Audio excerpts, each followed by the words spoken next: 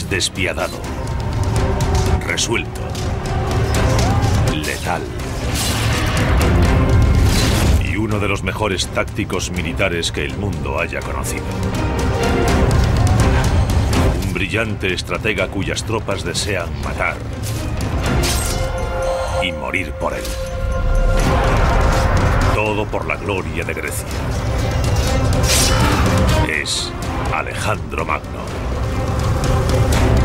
En el siglo IV a.C., Alejandro gobierna más de la mitad del mundo conocido. Pero eso no es suficiente para él. Quiere más. Ansioso por expandir su imperio, Alejandro desea conquistar un nuevo territorio, la India. Todo lo que se interpone ante él son 2 inmensos ríos y 750.000 de soldados indios.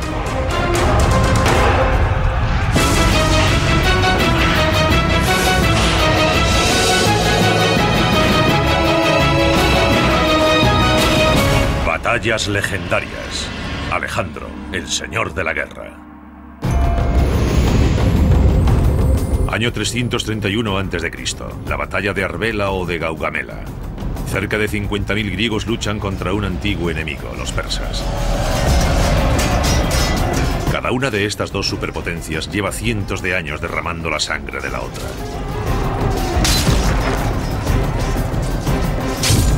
Los griegos se enfrentan a un enemigo que los dobla en número.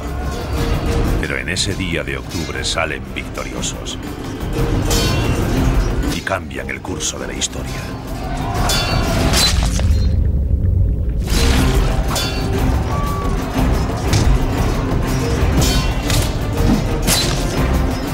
Y se lo deben a la brillantez táctica de su comandante. Alejandro Magno tiene entonces 25 años. Ha llegado su momento. Realmente Alejandro tiene un carisma increíble. Es guapo y con un físico fuerte y musculoso. Es muy carismático y sus soldados prácticamente lo adoran. En menos de 5 años había conseguido llevar a cabo un importante plan estratégico: la invasión y la destrucción del imperio persa. En 5 años logró eliminar la oposición interna y forzar una batalla crucial en el actual Irak, en las llanuras de Gaugamela, donde destruyó los restos del ejército persa. Por derecho de conquista, se convirtió en el emperador de toda Persia. Hay quien cree que Alejandro está predestinado a alcanzar la grandeza por su estirpe, que la familia de su padre desciende de Hércules y la de su madre de Aquiles. El imperio de Alejandro se extiende ahora desde Grecia hasta Egipto, hasta el actual Afganistán, uno de los mayores de toda la historia. Pero la sed de Alejandro de poder y gloria es insaciable. 5 años después de derrotar a los persas, Alejandro está listo para enfrentarse a un nuevo oponente. Marcha con 32.000 experimentados soldados a lo largo de las orillas del río Indo, listo para su próxima conquista, la India. Alejandro ha estado muy ocupado los últimos 8 años. Ni siquiera tiene 30 años. Y ya es el emperador de Persia tras derrotar al poderoso imperio en una campaña muy sangrienta. Es el faraón de Egipto. Allí ni siquiera tuvo que combatir. Se rindieron ante él. Y ahora tiene su mirada puesta en la India. Desde una perspectiva geográfica y táctica, el problema para llegar a la India es cruzar 2 grandes ríos, el Indo y el Hidaspes. Estos ríos serían un desafío insuperable para la mayoría de los ejércitos, pero no para el de Alejandro, cuya previsión y planificación son legendarias.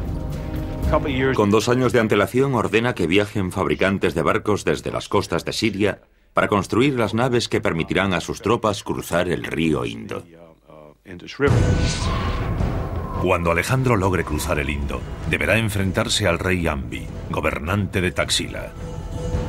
Taxila es la capital de Panjab, un país situado entre los ríos Indo e Hidaspes. Ambi tiene 2 opciones. Una es luchar, ver su ciudad aniquilada y probablemente ser ahorcado. Alejandro solía aplicar a sus enemigos muertes lentas, públicas y dolorosas como castigo ejemplar. La otra opción es colaborar, salvar su ciudad y tal vez incluso conservar su trono. Ambi decide evitar la confrontación. Alejandro cruza el río y se apodera fácilmente de Taxila, convirtiéndola en una base de operaciones para su invasión de la India. El siguiente obstáculo es alcanzar y cruzar el segundo río, el Hidaspes. Está a 160 kilómetros de distancia, pero Alejandro lo tiene todo previsto. Su ejército no puede transportar barcos enteros 160 kilómetros por la India hasta el Hidaspes, así que los desmontan y los transportan por partes. Eran una especie de embarcaciones plegables que permitían construir la estructura y transportar sus partes por separado. Así que cuando querían cruzar un río podían ensamblarlas un par de días antes. Alejandro tarda 2 meses en llegar al río Hidaspes. Su leal y fiel ejército se compone de 23.000 soldados de infantería y 9.000 de caballería. Muchos han combatido con Alejandro desde el principio, seducidos por su personalidad y sus sueños de gloria. Luchaban por el honor y la gloria individual. Todos sus mitos eran grandes guerreros como Agamenón, Aquiles, Hércules. Todos son grandes guerreros. Consiguen cualquier cosa porque lo son. Creo que para Alejandro ser un héroe, ser un guerrero profesional, siempre en busca de más y más gloria, se convirtió psicológicamente en una forma de vida. En la otra orilla del río Hidaspes espera a Alejandro un adversario igualmente orgulloso y valiente, el rey indio Poros de Paura. Poros desciende de una larga estirpe de reyes guerreros.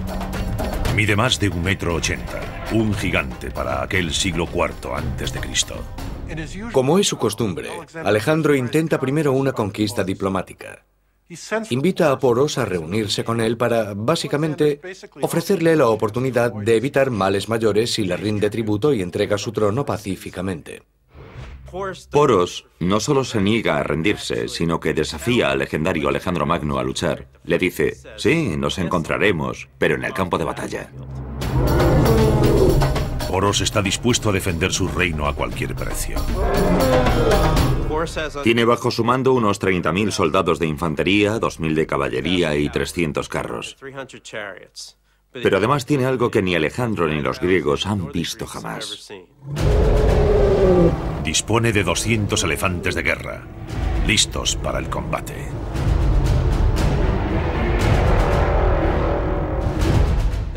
El elefante era un elemento bélico muy desarrollado en el ejército indio. Se necesitaban 10 años para adiestrar a un elefante y estaban muy bien entrenados. Respondían a sus nombres a toques de silbato y combatían. Intentemos imaginar la situación. Poros está en la orilla este del río Hidaspes, dispuesto a impedir que Alejandro lo cruce. En la orilla oeste se encuentra el ejército de Alejandro, y entre ambos fluye un río bastante ancho, bastante profundo y bastante rápido, el Hidaspes.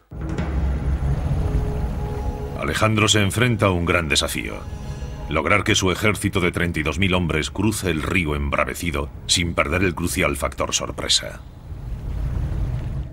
Si se limita a cruzar justo delante de Poros, sus soldados serán blancos fáciles. El ejército indio los eliminará fácilmente uno a uno con sus flechas en medio de la corriente o al intentar llegar a la otra orilla. Alejandro necesita un plan táctico y pone en marcha una increíble partida del juego del gato y el ratón. En caso de duda hay que engañar y fingir. Comienza con el simple hecho de encargar suministros logísticos de grano. Comienzan a llegar envíos de cereales y lo hace por una razón psicológica. Estamos a finales de primavera o comienzos de verano. La conclusión es que no tiene intención de cruzar por ahora, sino hacerlo cuando la corriente y la profundidad del río sean menores. Poros está convencido de que no cruzarán hasta la siguiente estación, y Alejandro moviliza a sus hombres. En la segunda etapa del engaño, movilizó parte de su ejército, sobre todo la caballería, pero también algo de infantería, y ordenó que marchasen por la orilla, corriente arriba, corriente abajo, arriba y abajo. En un principio eso haría pensar a Poros que estaba buscando un lugar para cruzar, Quizás sea para utilizarlo en un futuro, pero está buscando un lugar para cruzar. Muy bien, averiguaré por dónde va a cruzar y desplegaré mis tropas contra él. Así que Poros y su ejército comienzan a seguir a Alejandro por la orilla opuesta. Poros sigue los movimientos de las tropas griegas con todo su ejército. Esto pudo prolongarse una semana o dos y Alejandro siempre regresaba al campamento, por lo que Poros piensa, esto no tiene sentido. Aunque esté buscando un lugar para cruzar, no hay necesidad de que haga marchar a todo mi ejército arriba y abajo por la orilla. Y lo que hace es establecer vigías en su orilla del río.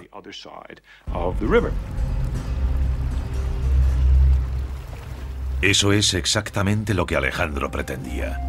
A continuación ordena a sus hombres iniciar la segunda etapa de su minuciosa campaña.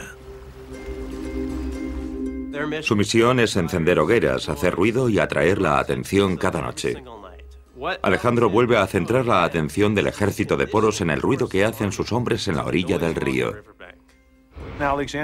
Alejandro ha logrado una ventaja táctica muy importante: la capacidad de mover su ejército por su orilla del río sin provocar una respuesta táctica importante del enemigo. Básicamente, ha reducido el nivel de alerta, la capacidad de atención de Poros y de su ejército. Por fin, después de 2 meses y al amparo de la oscuridad, Alejandro conduce un contingente de tropas fuera del campamento. Debido a la situación a la que se ha acostumbrado, Poros casi no presta atención. Alejandro nunca tuvo la intención de esperar para cruzar el río. Todo lo que ha hecho hasta ahora es crear la situación necesaria para cruzar el río sin alertar al ejército indio y así lograr una ventaja táctica. Es absolutamente brillante. Sabe exactamente por dónde va a cruzar y que lo va a hacer esa noche. Lo que hace es remontar el río 27 kilómetros por la orilla, con 10.000 soldados de infantería, 6.000 de caballería y 1.000 arqueros de caballería ligera aproximadamente. Pero Poros no será el único sorprendido esa noche. El río Hidaspes también deparará algunas sorpresas a Alejandro.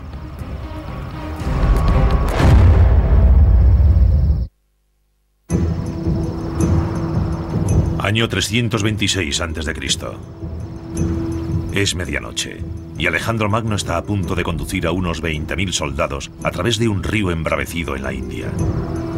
Lleva 2 meses preparando esta sorpresa. Horas antes, Alejandro había llevado a su tropa a 27 kilómetros de su campamento principal, remontando el Hidaspes. Por ahí es por donde cruzarán. El ejército de Alejandro es una máquina de guerra bien engrasada y experimentada. Llevan buena parte de una década mejorando y actualizándose con cada campaña. 3 años antes se enfrentaron a uno de sus mayores desafíos contra los nómadas de Asia Central. La batalla se desarrolló cerca de Bactria y Sogdiana, los actuales Afganistán y Pakistán, las provincias más orientales del imperio de Alejandro. El problema de Alejandro con las provincias más orientales es que no son verdaderas naciones-estado, sino conglomerados de comunidades étnicas tribales que luchan entre sí. Algo muy parecido a lo que hoy sucede en Pakistán y Afganistán. Por lo tanto, lo que se propone básicamente es sofocar esas revueltas. Los habitantes de Asia Central son tribus nómadas de pastores que proceden de las orillas del Mar Caspio. Son duros, tienen que serlo para sobrevivir en las escarpadas montañas de Afganistán. Son magníficos jinetes expertos en tácticas de hostigamiento. Tanto Alejandro como sus tropas carecen del equipamiento y el entrenamiento necesarios para enfrentarse a este tipo de ataque. La formación habitual de los griegos consiste en moverse a la vez, en una falange formada por varias filas de guerreros. Pero su nuevo enemigo, los guerrilleros tribales de Asia Central, cuenta con arqueros a caballo que atacan con flechas rápidas y letales. Se mueven con gran ligereza y rapidez. Hostigan al enemigo con una descarga de flechas o jabalinas y se retiran rápidamente. Para combatir esta nueva amenaza, Alejandro reestructura su ejército e incorpora una caballería ligera de arqueros a sus tropas. Lo que hace es reconfigurar su ejército de origen fundamentalmente persa para que sea mucho más ligero. Para ello utiliza la infantería ligera persa, también infantería pesada, pero sobre todo infantería ligera y caballería ligera. Estas tropas más rápidas y con experiencia en combate son las que Alejandro conduce hacia la conquista de la India. Tras 2 años de guerra de guerrillas en las provincias orientales y haber logrado la victoria, Alejandro fija ahora su mirada más al este, en la India. Pero sabe que se enfrenta a un enemigo formidable. El historial del ejército del rey Poros es largo y sangriento. La India se compone en esa época de 16 reinos regionales, cada uno en constante lucha con los demás por el dominio. La guerra era la situación más habitual. Tan pronto como un rey llegaba al poder, comenzaba a atacar a sus vecinos. La India tenía una tradición bélica de más de 1000 años, que se remontaba a la llegada de las tribus arias de Eurasia Central. Fue una de las mayores migraciones de la historia. Para hacernos una idea del aspecto de aquellas personas, podemos encender el televisor y ver a las tribus afganas. La población de esa región montañosa del norte no ha sufrido modificaciones genéticas desde el siglo XVIII. Ese es el aspecto que tenían los arios. Era un pueblo alto, moreno, con barba y de ojos oscuros que tenía caballos y carros, por lo que no tardó en conquistar la India. Los expertos siguen discutiendo muchos aspectos de los arios. Sabemos que eran feroces guerreros y que introdujeron el caballo y el carro en el subcontinente indio. Los carros aportan movilidad y velocidad en el campo de batalla y permiten a los arios conquistar la mayor parte del subcontinente. También sabemos que durante un milenio tras la invasión aria, la India fue gobernada por guerreros cuyas tribus estaban constantemente en guerra unas con otras.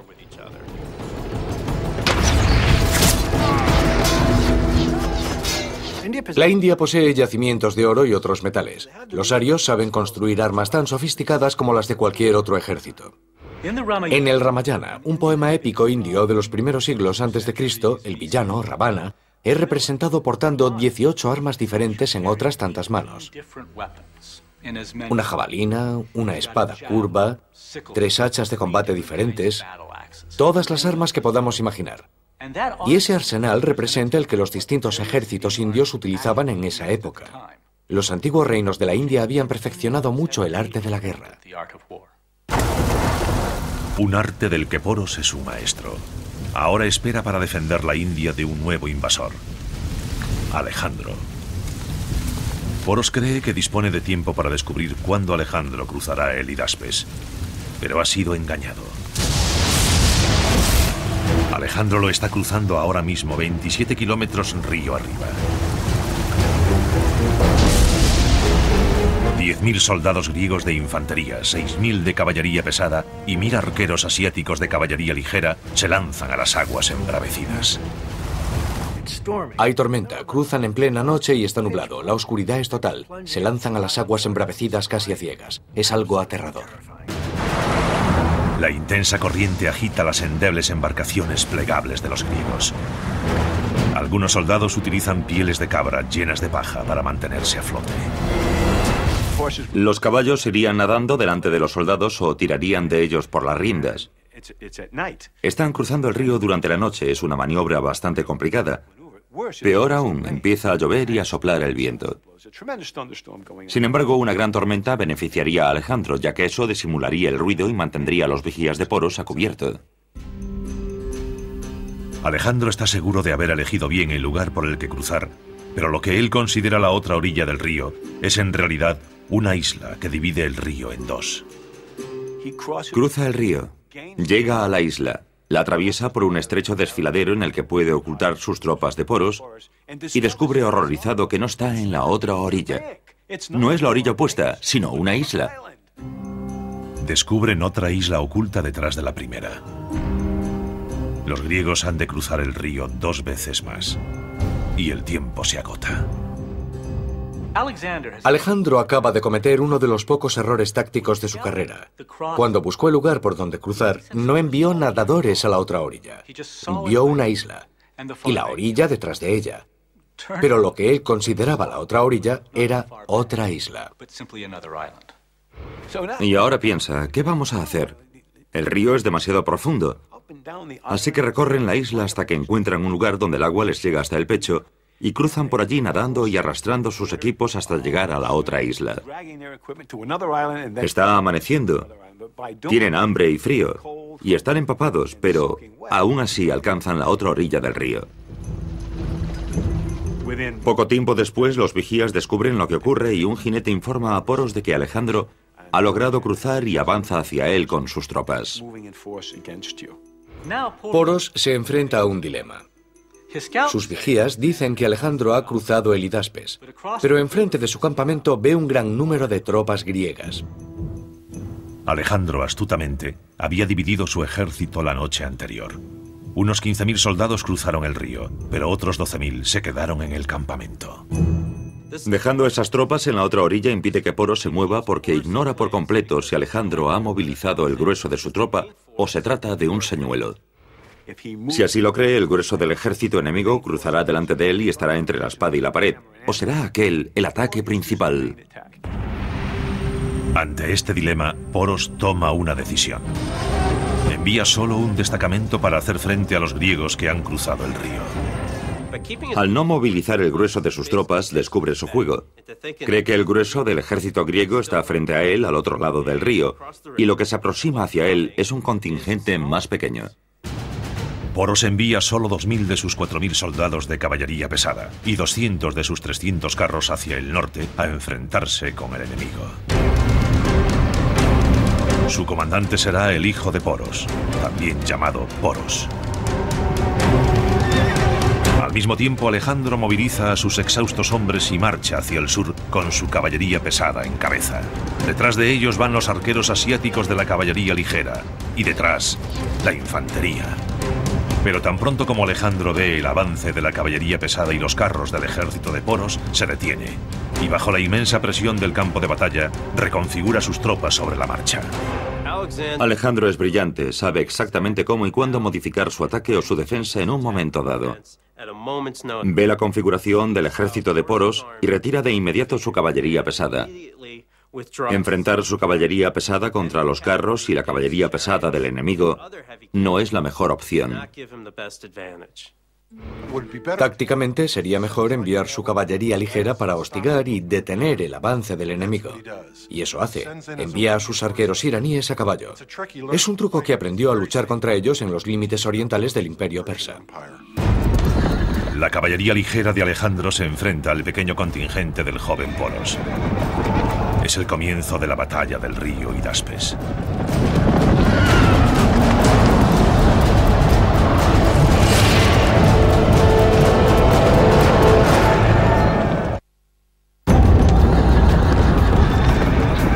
Año 336 a.C. La batalla del río Hidaspes, una de las más brutales de la historia, ha comenzado. La infantería ligera de Alejandro Magno intenta impedir con sus flechas el avance de los soldados indios. Los arqueros griegos utilizan un arco compuesto muy sofisticado. Está hecho de cuerno y tendones de las patas de ciervos o antílopes salvajes. El modus operandi de los arqueros a caballo de Alejandro es atacar y huir. Atacar y huir, no llevan armadura. Como no se acercan lo suficiente al enemigo, no la necesitan, ya que no hay arqueros entre los indios. Protegen sus cabezas con gruesos turbantes de algodón y sus torsos con una armadura acolchada, sorprendentemente resistente. Probablemente era como un chaleco antibalas, compuesto quizá de 2 capas de algodón o incluso lana. Entre esas 2 capas habría algodón sin procesar. Lo crean o no, las fibras de algodón en ramas sin procesar bastan para parar una flecha. Los arqueros a caballo de Alejandro detienen a las tropas indias y las inmovilizan. Su objetivo es restar fuerzas al ataque de la caballería india e impedir que se disperse. Y eso es exactamente lo que ocurre. Han impedido que se disperse y permanece casi inmóvil. Alejandro moviliza entonces sus escuadrones de caballería pesada griega, que se abalanzan sobre la inmóvil caballería india.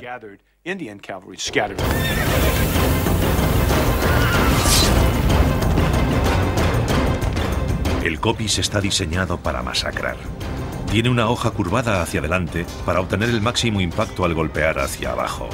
Se trata de una antigua herramienta de carnicero, perfecta para la carne y los enemigos.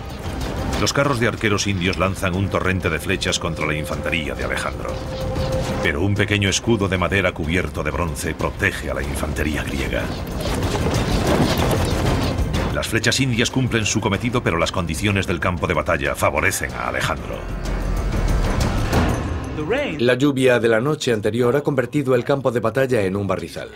Los carros son muy pesados y sus ruedas cubiertas de hierro no pueden maniobrar. Son totalmente inútiles en el barro. Los indios son superados numérica y tácticamente. Mueren casi 500 jinetes indios.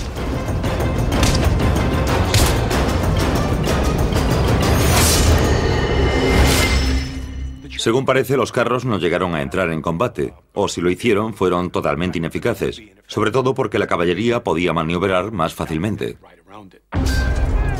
El joven Poros es uno de los caídos.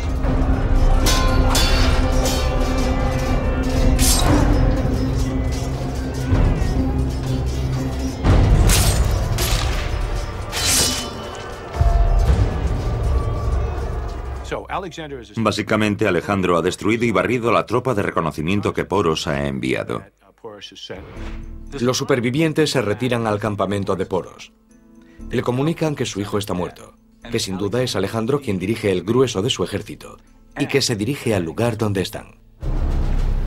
Poros comprende que el objetivo del contingente griego de la otra orilla del río no es otro que mantenerlo en ese lugar. Poros sigue sufriendo la amenaza de un ataque a través del río, así que deja allí un contingente importante como retaguardia para hacer frente a ese posible ataque. Hace salir al resto de su ejército del campamento y lo dirige río arriba al encuentro de Alejandro. Unas 3 horas más tarde se detiene en un campo de batalla favorable. Según los textos, Poros desplegó su ejército en el primer lugar en el que encontró el terreno seco. ¿Por qué lo haría? Por 2 razones. La primera porque tenía 200 carros a su disposición. La segunda son los elefantes, que son pesados y no sirven de nada si resbalan continuamente. Poros posiciona su ejército. Pocos kilómetros al norte, Alejandro refuerza el suyo. Antes de cruzar el Hidaspes, además de dividir su ejército, había situado refuerzos a mitad de camino entre su campamento principal y el lugar por el que cruzaría el río. Por lo tanto, durante la noche no había dividido su ejército en 2 contingentes, sino en 3. Y estos refuerzos, unos 4.500 soldados de infantería y 3.000 de caballería, son tropas frescas. Han dormido algo, han recorrido la mitad de la distancia que el grupo de Alejandro y todavía no han entrado en combate. Los refuerzos cruzan el río y se unen al contingente de Alejandro. Alejandro está ahora al frente de unos 8.000 soldados de caballería y aproximadamente 15 o 16.000 soldados de infantería. Pero los hombres de Alejandro están demasiado dispersos.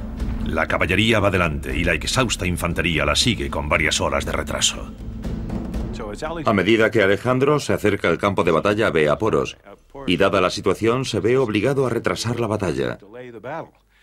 Y lo hace ordenando avanzar a sus arqueros iraníes a caballo, que comienzan a hacer pasadas ante el enemigo lanzando flechas.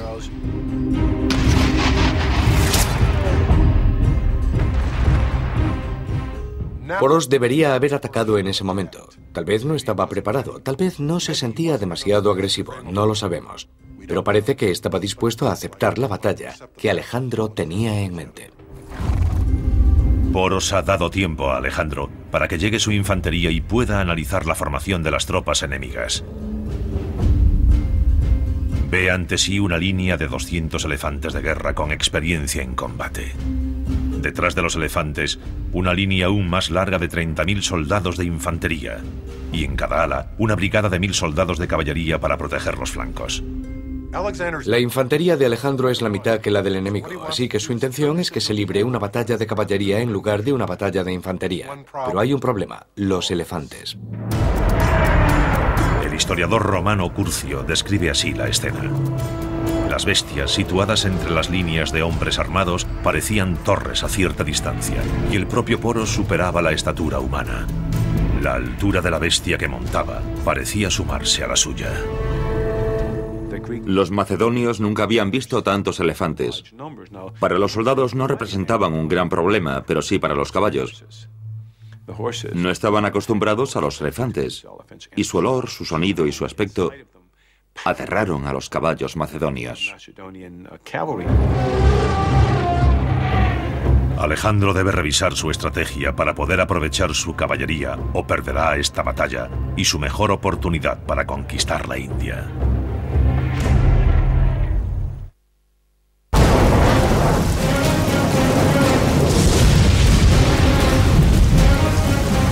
Alejandro ha pasado una dura noche cruzando el río Hidaspes.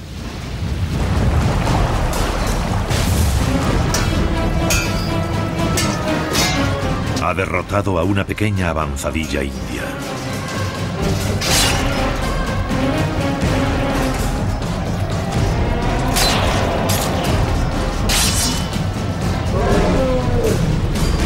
Y ahora está a punto de lanzar su ataque contra el grueso del ejército indio. La infantería india duplica en número a la griega. Alejandro sabe que su fuerza reside en su caballería, 4 veces mayor que la india. La clave reside en evitar una batalla de infantería. Alejandro tenía la gran habilidad de analizar rápidamente el campo de batalla y de crear una estrategia que le diese ventaja. Alejandro despliega su escuadrón de caballería de 4.000 jinetes hacia el flanco izquierdo de Poros. Poros solo dispone de 2.000 soldados de caballería, 1 millar en cada flanco. Poros ordena a su caballería del flanco derecho abandonar su posición, cabalgar por detrás de la línea de combate y reforzar el flanco izquierdo. Y ese es el error que Alejandro ha estado esperando.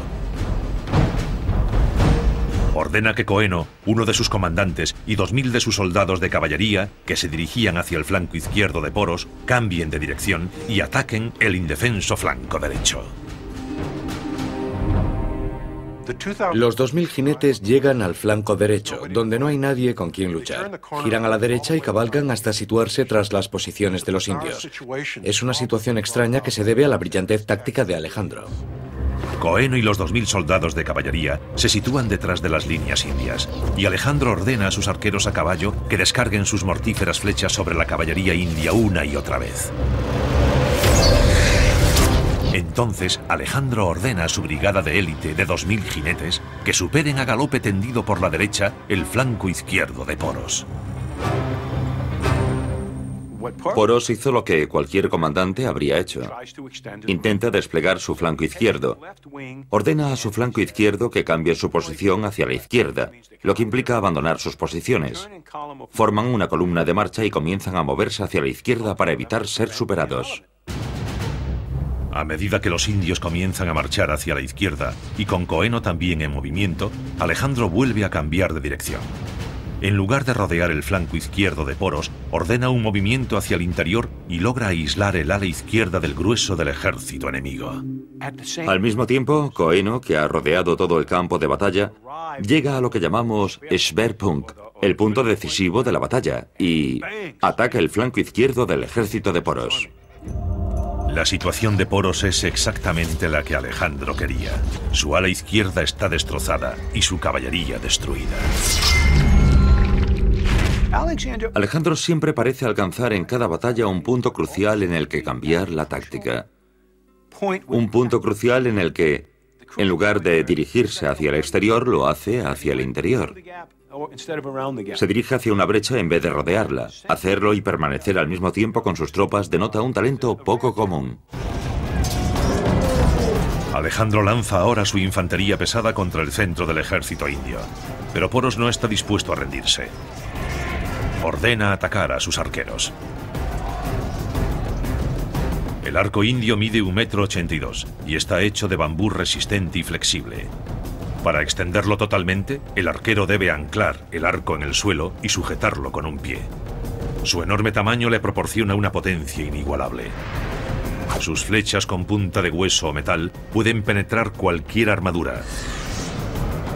Sin embargo, debido al mal tiempo, los arcos son ineficaces. La noche anterior había llovido, y aquellos miles de soldados, caballos y elefantes convirtieron el terreno en barro. El ejército indio no estaba acostumbrado a luchar durante la temporada de lluvias. Sus arqueros no podían anclar sus arcos. Fue un duro golpe para Poros, que perdió una de sus armas más poderosas. Con su flanco izquierdo destruido, el ejército de Poros se reduce a su infantería, sus poderosos elefantes de guerra y sus arqueros. No se luchaba solo contra los elefantes. Transportaban una plataforma para soldados con arcos o lanzas. A su lado marchaban 13 soldados de infantería, como los que protegen hoy los tanques. Pero los elefantes tienen un punto débil, sus ojos. La infantería griega intenta alcanzar su objetivo. Imaginen lo que ocurre si un elefante pierde un ojo. Se vuelve loco, y un elefante es un animal enorme. En medio del caos, Alejandro ataca el centro del ejército indio y pulveriza su flanco. A pesar de estar atrapado en un doble ataque mortal, Poros continúa luchando. El centro se colapsa. Es un enorme caos de 10 o 12.000 hombres, animales, carros, burros, caballos, de todo. No pueden moverse. La infantería sigue presionándolos, y también la caballería desde el flanco. Este tipo de batallas que se desarrollan en campo abierto no suelen causar muchas bajas. Pero cuando se llega al combate cuerpo a cuerpo se vuelve sangrienta y terrible porque no se puede maniobrar. Y tampoco escapar. El problema de la batalla del Hidaspes fue la falta de escapatoria. Es un brutal combate cuerpo a cuerpo. Los animales son descuartizados. La batalla del Hidaspes se convierte en una matanza espantosa. Alejandro y sus tropas están destruyendo al ejército indio en la batalla del río Hidaspes. Alejandro ordena a lo que queda de su caballería cabalgar alrededor de esa masa de hombres temblorosos y asustados. El ejército de Poros está atrapado en una trampa mortal. No puede maniobrar. 10.000 seres humanos son presionados por otros 8.000 en una verdadera carnicería.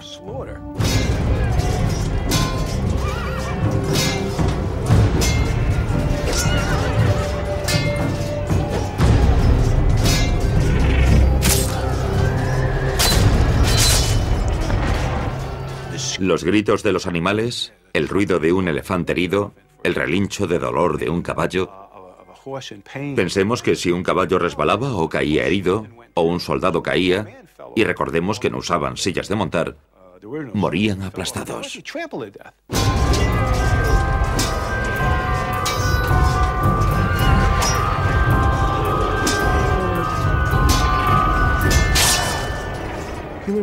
Seres humanos heridos por espadas, lanzas o hachas, el ruido y los gritos. El campo de batalla se cubre de sangre, vísceras y trozos de carne humana. Y el olor. Un olor horrible. Un elefante, como muchos otros animales, defeca cuando es herido. Intenten imaginarlo. Un ruido, un olor y un horror absolutamente terribles.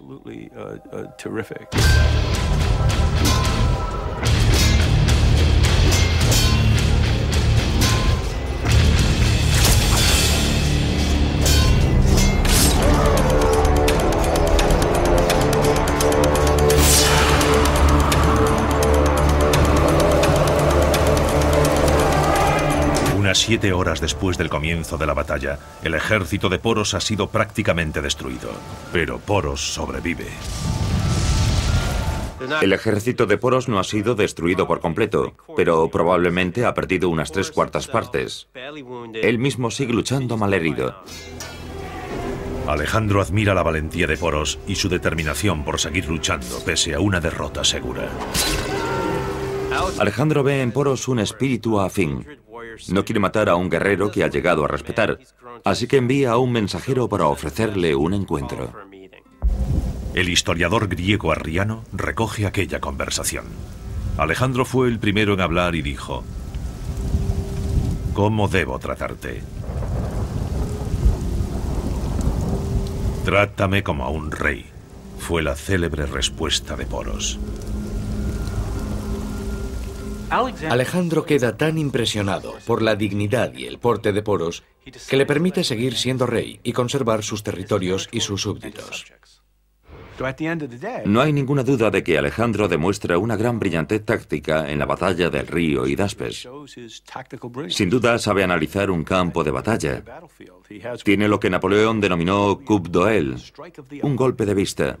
Observando el terreno y la disposición de las tropas, es capaz de elaborar rápidamente, en este caso, un plan táctico que le sea favorable.